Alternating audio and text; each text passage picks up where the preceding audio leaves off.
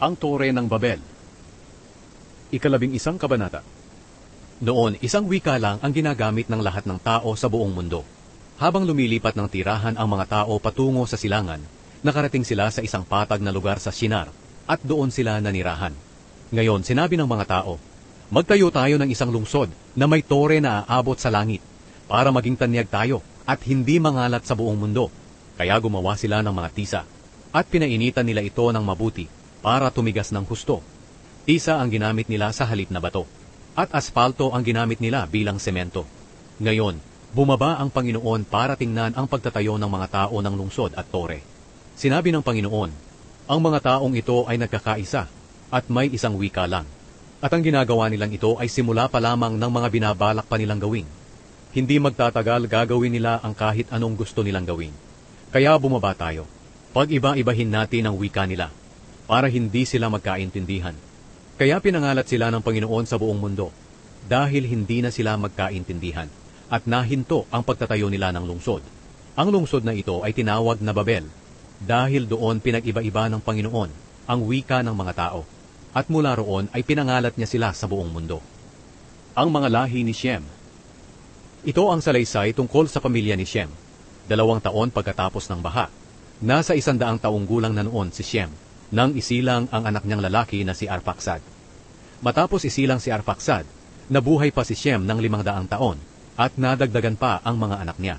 Nang 35 taong gulang na si Arphaxad, isinilang ang anak niyang lalaki na si Shelah.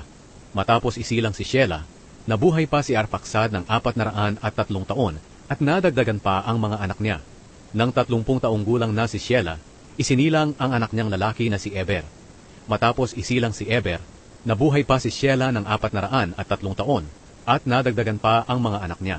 Nang 34 na taong gulang na si Eber, isinilang ang anak niyang lalaki na si Peleg. Matapos isilang si Peleg, nabuhay pa si Eber ng 430 taon, at nadagdagan pa ang mga anak niya. Nang 30 taong gulang na si Peleg, isinilang ang anak niyang lalaki na si Reu. Matapos isilang si Reu, nabuhay pa si Peleg ng 200 taon, at nadagdagan pa ang mga anak niya. Nang 32 taong gulang na si Reu, isinilang ang anak niyang lalaki na si Serug. Matapos isilang si Serug, nabuhay pa si Reu ng 207 taon, at nadagdagan pa ang mga anak niya. Nang 30 taong gulang na si Serug, isinilang ang anak niyang lalaki na si Nahor.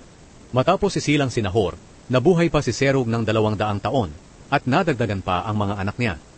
Nang 29 taong gulang na si Nahor, isinilang ang anak niyang lalaki na si Tera. Matapos isilang si Tera, nabuhay pa si Nahor ng 119 taon, at nadagdagan pa ang mga anak niya. Nang 70 taong gulang na si Tera, isinilang ang mga anak niyang lalaki na si Abram, Nahor, at Haran. Ang mga lahi ni Tera. Ito ang salaysay tungkol sa pamilya ni Tera. Si Tera ang ama ni Abram, Nahor, at Haran. Si Haran ang ama ni Lot. Namatay si Haran doon sa Ur, na sakop ng mga Kaldeyo, sa lugar mismo kung saan isinilang siya. Namatay siya habang buhay pa ang ama niyang si Tera. Naging asawa ni Abram si Sarai, at si Nahor ay naging asawa ni Milka. Ang ama ni Milka at ng kapatid niyang si Iska ay si Haran. Si Sarai ay hindi magkaanak dahil siya'y baog. Umalis si Tera sa Ur na sakop ng mga Kaldeyo. Kasama niya ang anak niyang si Abram, ang kanyang manugang na si Sarai, at ang apo niyang si Lot na anak ni Haran. Papunta sana sila sa Kanaan, pero pagdating nila sa Haran, doon na lamang sila tumira.